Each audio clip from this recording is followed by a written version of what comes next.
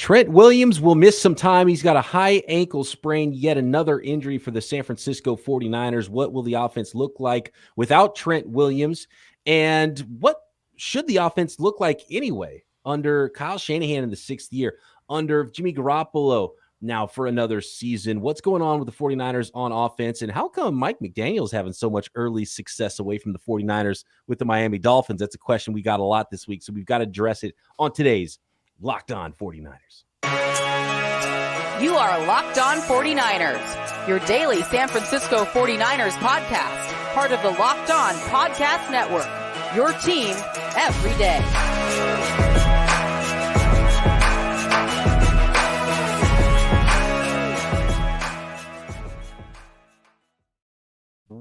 Welcome to Locked On 49ers. Brian Peacock and Eric Crocker with you at BD Peacock at Eric_Crocker. Thanks for making us your first listen every day here on the Locked On Podcast Network.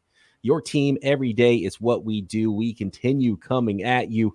And, a lot to get into on today's show, trying to wrap our heads around what we saw on Sunday night with the 49ers and the Broncos. Niners falling to 1-2 on the season. Today's episode of Locked On 49ers is presented by PrizePicks. PrizePicks is daily fantasy made easy. Pick 2 to 5 players, and if they score more or less than their PrizePicks projection, you can win up to 10 times your money on that entry. First-time users can receive a 100% instant deposit match up to $100 with promo code LOCKEDON. That's prizepicks.com, promo code LOCKEDON. Trent Williams, Croc, the 49ers' arguably best player, is now going to miss some time. How much time, we don't know exactly, but it is a high ankle sprain that Trent Williams is going to be dealing with. And, man, what a disaster of a play that was. More on that in a minute on my rewatch of that horrific play against the 49ers end zone. They ended up in a safety with Jimmy Garoppolo stepping out of the back of the end zone. The worst part of that play ended up being the injury to Trent Williams. And so these high ankle sprain injuries, you never know exactly how severe they are, how hard it is for guys to come back from it. Trent Williams had one last year, and he said he came back too soon. And he said probably Colton McKivitz, who actually played pretty well replacing him against the Rams last year, he said probably Colton McKivitz would have been better than Trent in the playoffs anyway in that NFC Championship game, because he wasn't 100% on that high ankle sprain. And so unfortunately another one for Trent Williams, a freak accident, guy rolls up into the back of his leg, and there you have it. I know this is usually an injury that takes 4 weeks or so, but can be up to 8 weeks. Sometimes it can linger all season long, depending on how severe it is. We saw Jimmy Garoppolo deal with this just a couple of years ago, and he had a high ankle sprain, brought him back too soon. The season was on the brink. It was kind of a disaster year. They brought him back maybe too soon. He was kind of hurt. I don't know if he re-injured it, or it was just a bad situation. So you do want it to get right for Trent Williams. Tyrion Davis-Price just had a high ankle sprain as well last week, and they didn't put him on IR, which makes you think they think TDP is going to be back within 4 weeks. So they didn't need to put him on IR to return. And so I wonder if that's what it'll be like for Trent Williams. And that's kind of the indication we'll get. If they put Trent on IR this week, then we'll know it's at least a 4-week injury, and maybe it's on the more severe side. And maybe if they don't, then they think he'll be back before that 4-week window. I wouldn't mess around with it, man. And as someone who has had a high ankle sprain, matter of fact, the last time I played football, my career ended with a high ankle sprain. And there are different levels of the severity of it, but man, it's painful. And I think for me, at least, the thing that it limited the most was really my side-to-side lateral movement. Now, running straight ahead, I could actually still run straight. But if you ask me to run straight and then cut or do anything while I'm moving laterally, terrible, extremely painful. I was collapsing because originally I was diagnosed with just a sprained ankle. And a sprained ankle, you'll be better. Like, no, it's much more severe than that.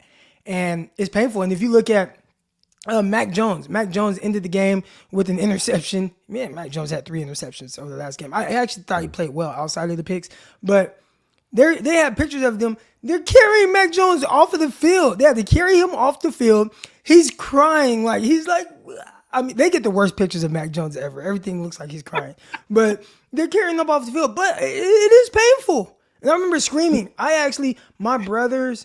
My best friend, who I call my brother, and my actual big brother, they were in the stands when I had the high ankle sprain. And they were going to come down on the field and beat the guy up, because what he did was, it was a screen away from the ball, and he just ran. I guess his coach told him to just dive into me and cut me. And I don't even know why. Like, I was to the backside of the screen. Like, why would you cut me? And he just cut me. And I thought I snapped my ankle. I thought when I was going to look at my ankle, it was going to be snapped, kind of like Trey Lance's, right? And That's probably what Mac Jones thought. Mac Jones probably thought he had the Trey Lance injury. That might have been why he was. Yeah. Oh, dude, I was in so much pain, screaming on the ground. So I had never felt anything like that. The high ankle sprain, man, it can be extremely painful. And I just remember how long it lingered with me. I would go play basketball at 24-hour fitness and jumping, cutting. I mean, we're talking about 6 to 8 weeks. So 2 months, 2.5 months after, and still not feeling quite like myself in the basketball gym. So it's something that can definitely linger, and it's definitely something that can be painful. I wouldn't mess around with it. They're going to get better treatment than I did, but Trent Williams, I put him on IR and just say, all right, we know he's going to be out 4 weeks. Give him that time to recover. I didn't realize your career ended with a high ankle sprain with an injury, Croc. I thought your athletic career ended the same way mine did because of talent. I actually could have came back and played, but I just thought for the money that was being offered to me to be out of state, I didn't care for that. San Jose SaberCats, man, they took care of us. I was doing very well. So then they went away, and it's like, all right, I'm getting contract offers from these, team in Washington, team in Orlando, these different areas. And I'm like, but y'all not offering me what I was making, basically being at home. Like, I was able to be at my apartment, 3 nights a week. And then obviously I had an apartment in San Jose as well. Yeah. But I was making great money too. So you're going to pay me less and I'm away? Absolutely not. I'm just going to hang up I guess you could say cleats, but yeah, I'm hanging them up. Hanging up the cleats. High ankle sprain. Yeah, they're no joke, man. They can be really bad, and that's the hard part because you don't never really know how severe they are. And it's also a misleading injury because it's not a sprain or an ankle, right? Isn't it? It's like a hairline fracture of the lower leg, essentially, is what a high ankle sprain is, isn't it? Right. So initially they diagnosed me with just a regular sprained ankle, and then it wasn't getting better. And I would have to do they would tape it up heavily, but it's like, I'm like, man, whatever y'all trying to do, like, this is painful. I'm collapsing. So basically there's like a hairline fracture, if I remember correctly. So they just took an x-ray and they're like, oh, okay, you have a high ankle sprain. There's a fracture and then there's damage to the ligaments. And that's where a lot of the, immobility and stuff like that starts to kick in. So yeah, it's I don't know exactly what a regular sprain is. Maybe there's a fracture with that, but high ankle sprain is just a little different.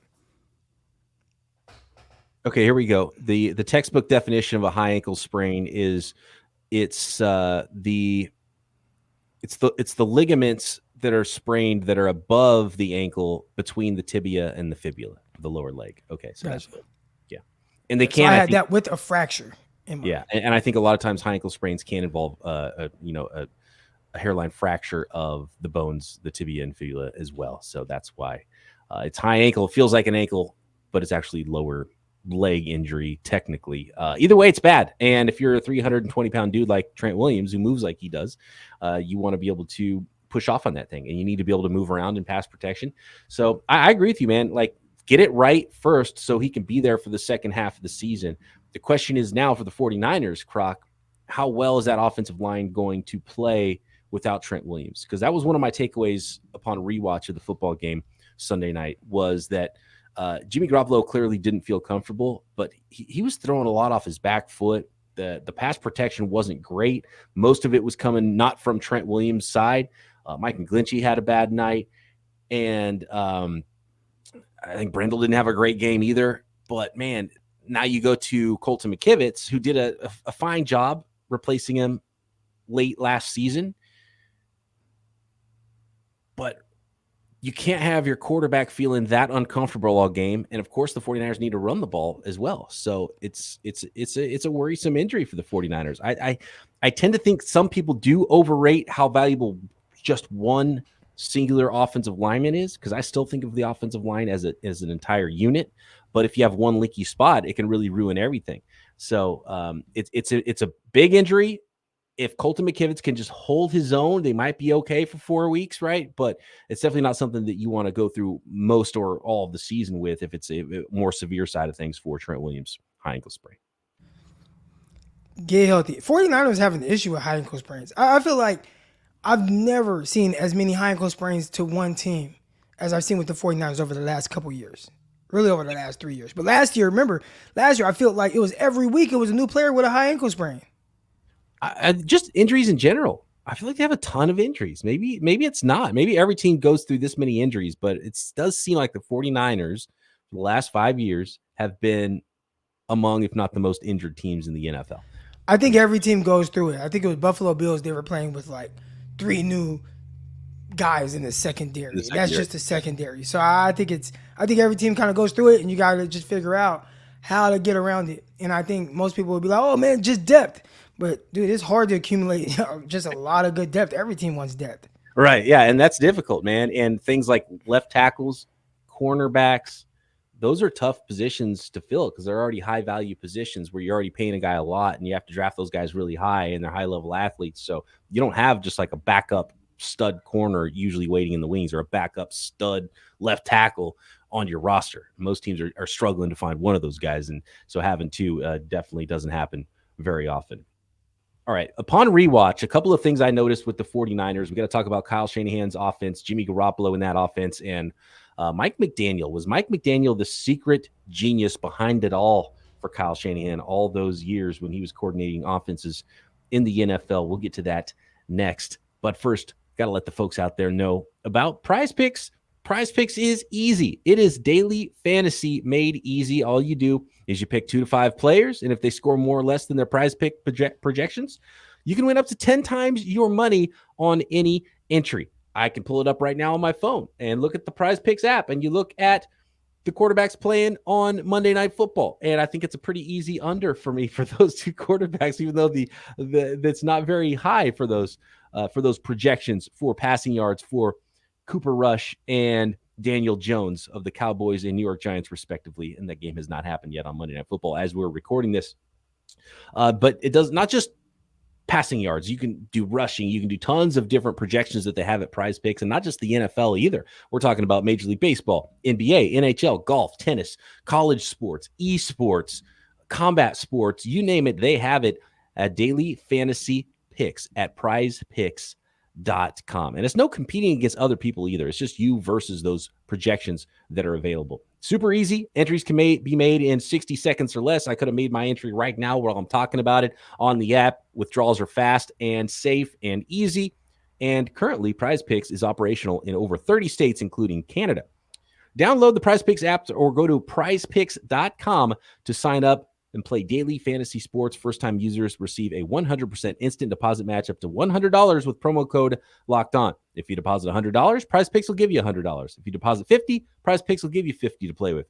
Don't forget, enter promo code Locked On at sign up for an instant deposit match up to $100. Upon rewatch of 49ers Broncos Croc, just a couple of quick notes. One is the ball is oblong and bounces funny. We talk about how bad Jimmy Garoppolo played. Russell Wilson played equally bad. You look at the stats, and maybe he played worse. He just didn't have that costly fumble, the interception, the safety. There was those things that made it look a lot worse for Jimmy Garoppolo, but things were not good for Russell Wilson. Did make a couple of plays in the fourth quarter, but it was tough for them to get points. I thought it was clear that both quarterbacks were terrible. Both were bad. Both were really bad. Yeah. That was clear. But here's the thing. There was a fumble earlier in the game by the Broncos. Dude fumbles the ball by the right sideline. It goes on the ground, boop, right back into his own chest. Like the most miraculous bounce ever. The Jeff Wilson fumble at the very end of the game. He's the ball. It would look like a Madden play. You know how Madden, the ball like just suctions into the people's arms sometimes?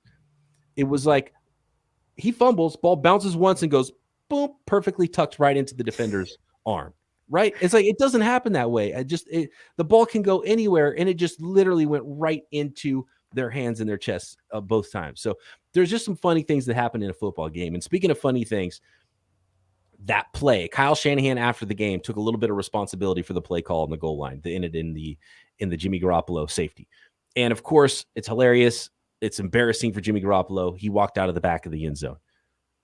But there was no way that play was going to end up good. Like, if he didn't go out of the back of the end zone, he's going to get sacked. Like, he had multiple rushers in his face, about Niners offensive linemen sitting on the ground. This long developing play with play action out of the end zone.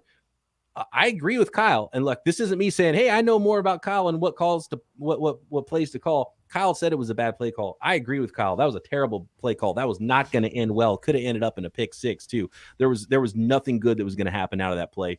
It was going to be a safety anyway if he didn't try to get rid of it and run out of the back of the end zone. So that's on Kyle. Kyle Shanahan and Jimmy Garoppolo. I don't care who you blame. I don't care if you blame the offensive line. I don't care if you blame the front office. Obviously, the defense is playing amazing football right now.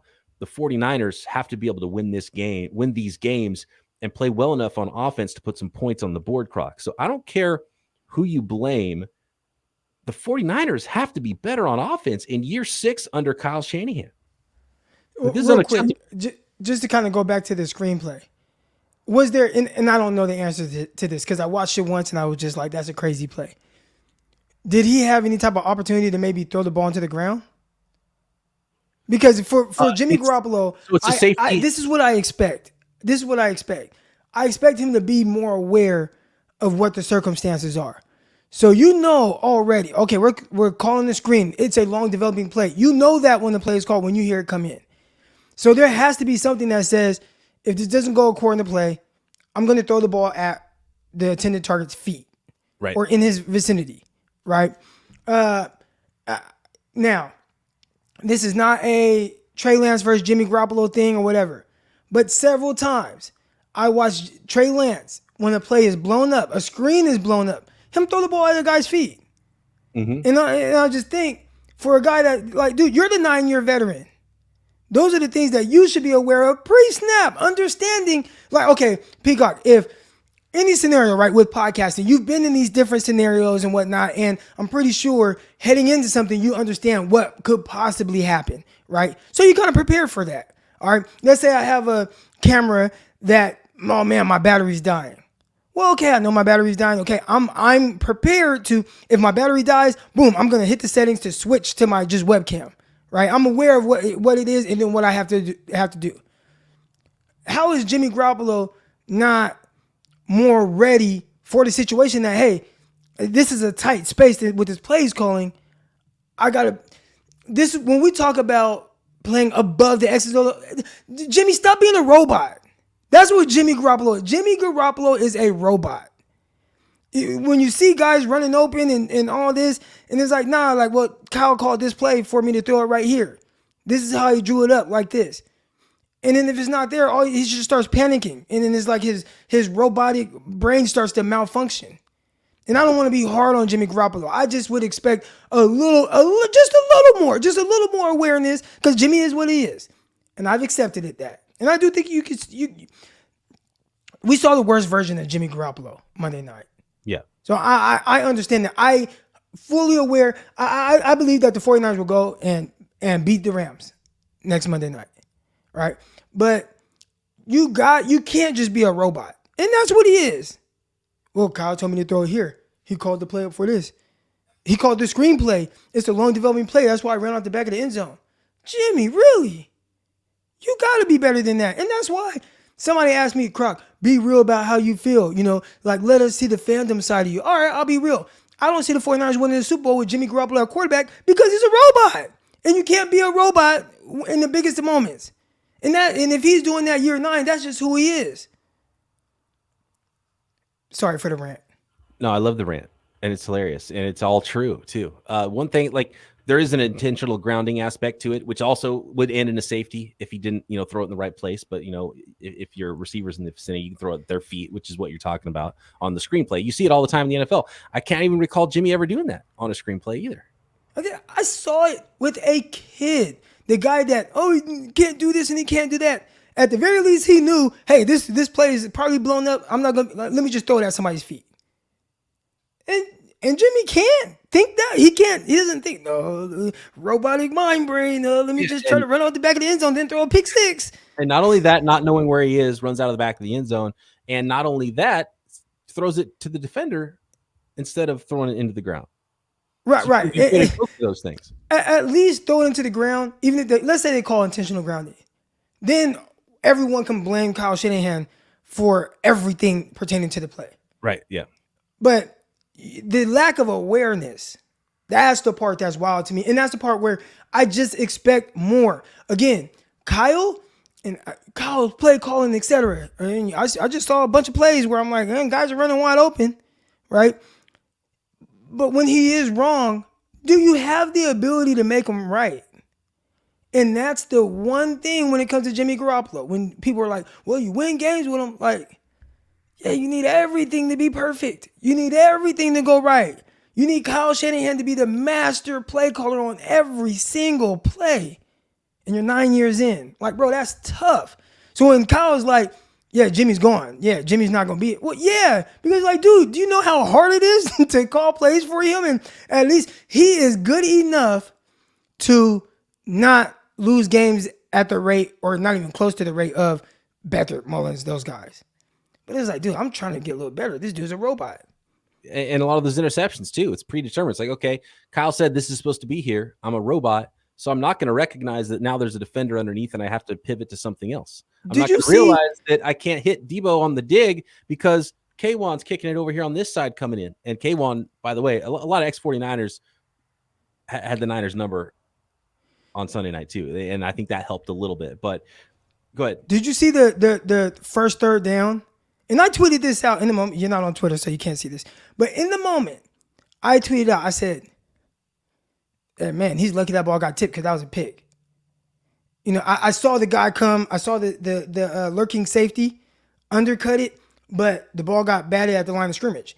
And then I see all 22 of it floating around. I'm like, damn, that was for sure. That wasn't just a pick. That was a pick 6 if the ball didn't get batted down at the line of scrimmage. And the way two guys closed on it, it might have been a pick from Surtain, but it was definitely a pick from 30 who Jimmy never saw. So some of these things, okay, I watched Trey Lance throw a pick like that against the Bears. Okay, you know, he took responsibility for it. You know, I tried to hold the guy, didn't hold him long enough, etc. See where he's processing what's going on. And then, all right, let's not go out there and make the same mistake again, Trey. Now, obviously, he got hurt, so we won't know. But I maybe I'm asking too much from Jimmy. And maybe I am Peacock. Maybe I'm asking too much. But I just expect a little bit more from someone who has played a lot of football. And like RG3 said, hey, man, y'all sat up here and told me 49ers are better with him. I said, you know they're not. And you saw that's Jimmy. And he's like, hey, Kyle, call me. Right? We've done it before. Kyle, call me. Like, they're laughing up there, man. Like, that's embarrassing. That is embarrassing that they're laughing at how bad you are on offense, how bad your quarterback situation is when one guy was getting paid as much as any quarterback in history when he signed his contract. Then you trade 3 first-round picks to draft another guy, and you're still that bad at your quarterback situation right now. That is embarrassing. And one of the guys up there on the panel laughing with RG3 about it, Steve Young, too. You know, 49ers legend. Sitting up there making fun of the 49ers for offensive ineptitude. And Croc, you asked if you were asking too much. Like, what are you asking? You're asking to not be terrible? I don't think that's asking too much. To convert more than 1 out of 10 of your third down opportunities? That's definitely not asking too much. I also feel like, again, I think that what we saw is like the worst case scenario of what can happen with Jimmy Garoppolo at quarterback.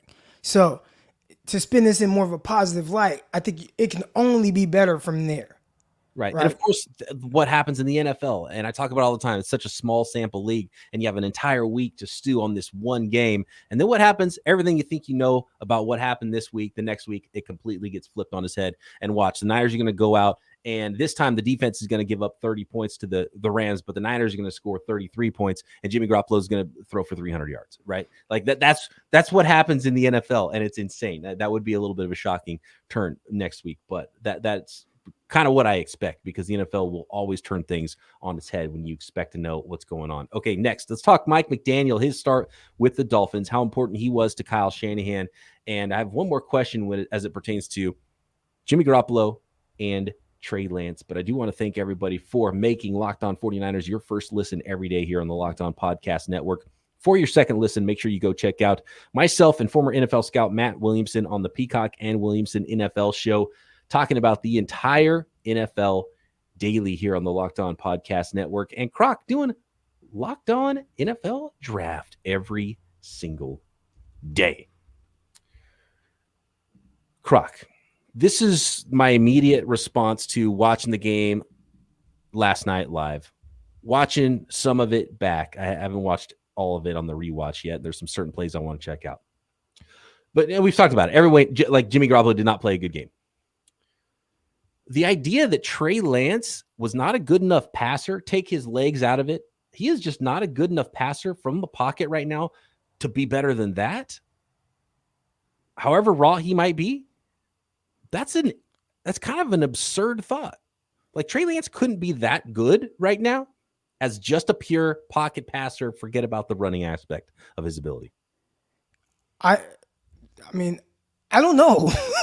I don't, because when I watch him, again, if you're talking about first game, live action, Seattle Seahawks coming in mid-game and what it looked like, I would say, yeah, this dude's not ready to just be able to just drop back and throw the football around. And I think after that, I feel like every time we saw him, he started to prove more and more like, no, I can drop back and throw the rock. And we did not see the super inaccurate throws, which we saw early on, right? I mean, slant route, 5 yards over a guy's head, at a guy's feet. You just saw some wild stuff where it's like, it was some ugly moments. I thought since then he gradually improved. Now, you might look at I would say that with seeing him, what game was it? The Houston Texans preseason game. That might have been an outlier of a little all over the place, right? And it's like, well, you could say, well, Jalen Moore and McKivitz, those guys are out there, which McKivitz has to be out there again. So I guess, we'll see with Jimmy. But all over the place. Well, he completed 7 out of 11 passes. And like that was like the worst of it. Well, Tsunami Trey Lance was bad, right? And so after, we're talking about him as just a pure thrower over the football. We saw him make a beautiful layered throw. Like a beautiful layered throw in the rain with a heavy football. Like, dude, like he can let it rip. And we started to see that progression. So I think it's a little over exaggerated and maybe people are lumping in everything that we've seen from Trey Lance as opposed to what we've seen more recently from Trey Lance as a passer, which has been really more efficient. Again, Houston Texans game last year, completed 70% of his passes, threw a couple touchdowns, did throw a pick, but we saw him throwing the ball well, right?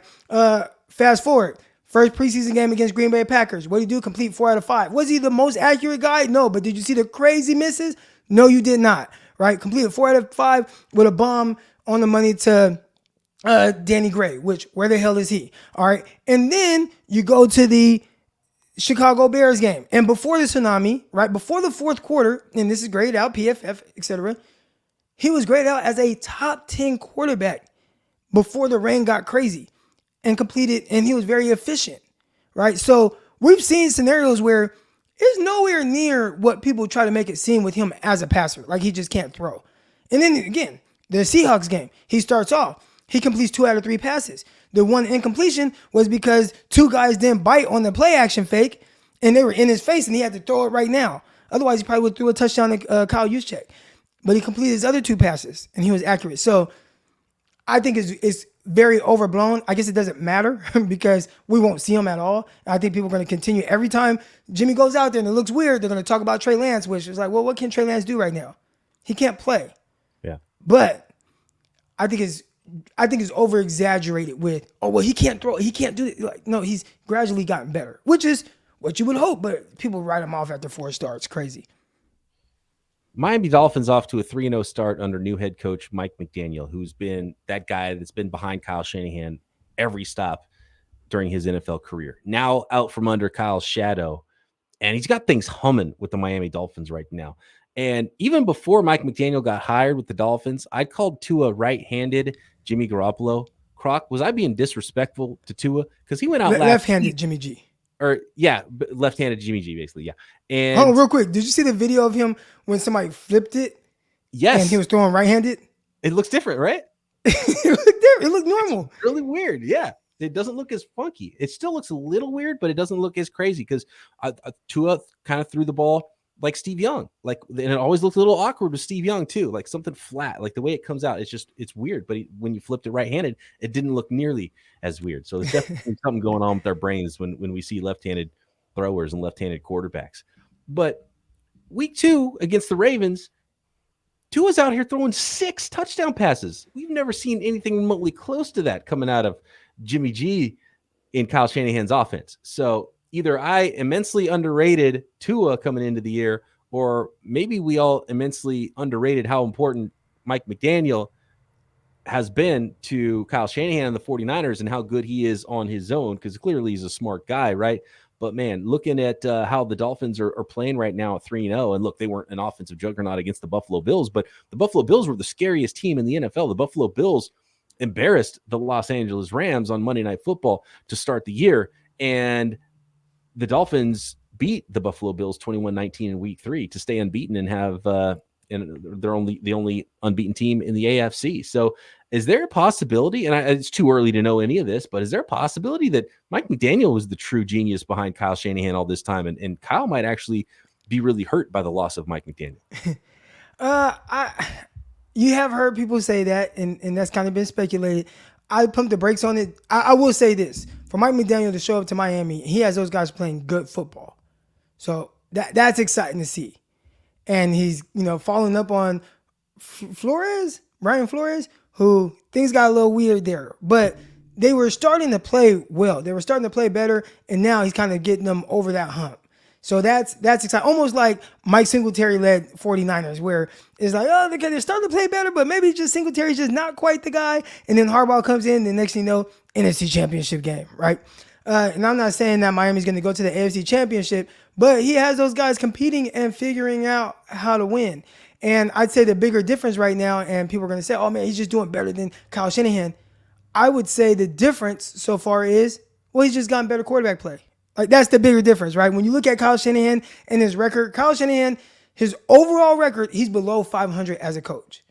And a lot of it has to do with not getting competent quarterback play, right? For the most part. I mean, it's just, can I have a quarterback that goes out there and throws 6 touchdowns? Well, Kyle hasn't really had that guy. So I think that has a lot to do with his win-loss record, what it looks like, just getting normal quarterback play. If he got normal quarterback play against the Broncos, like, you probably blow them out. You win. There's not even a question, doubt about it, right? So right now, Tua, who people have compared to Jimmy Garoppolo, but he looks to be a little bit more confident. Now, here's the part when we start talking about the coaches. And I'm not on this fire Kyle Shanahan. I just got a tweet about, potential replacements. Like, no, I'm not doing that. But does McDaniel do a better job of instilling confidence in his players? And I don't know. I haven't asked players about this. Maybe I'll reach out to some guys, Richard Sherman or whatever, and see. All right, my best friend. All right, but yeah. But does McDaniel do a better job of instilling that confidence that, hey, man, I'm with you. You're my guy. We're going to ride. He came out to the media. Oh, man, most accurate quarterback I've ever seen. Now, is that true or not with Tua? I don't know. But Tua believes it probably. Oh, man, my coach thinks I'm. So you just let it rip. And right now, he's letting it rip.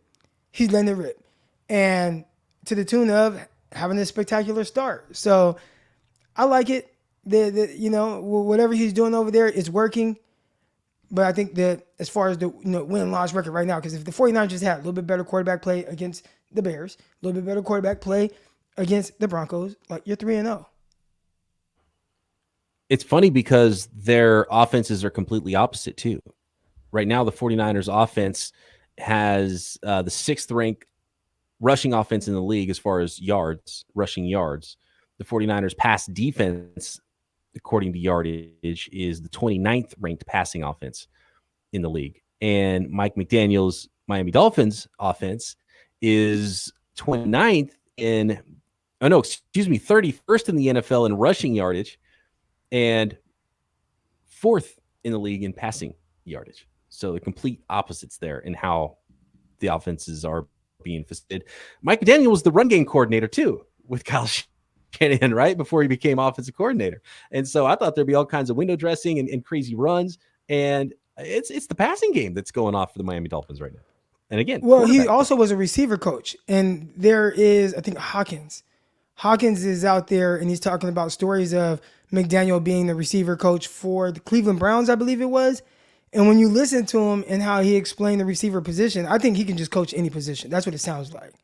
Like he just talked about how everything, and this is Hawkins. He said by the time he got coached by McDaniel, Hawkins was like 28 years old. So he's like, man, I went through college. I played years in the NFL. I feel like I learned everything.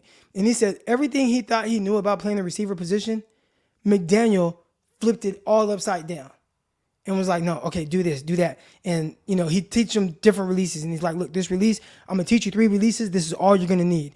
And then he would, before the game, they'd go out there and they play against, a certain cornerback. And he's like, hey, versus this cornerback, use this release. He won't get hands on you. You'll win every rep.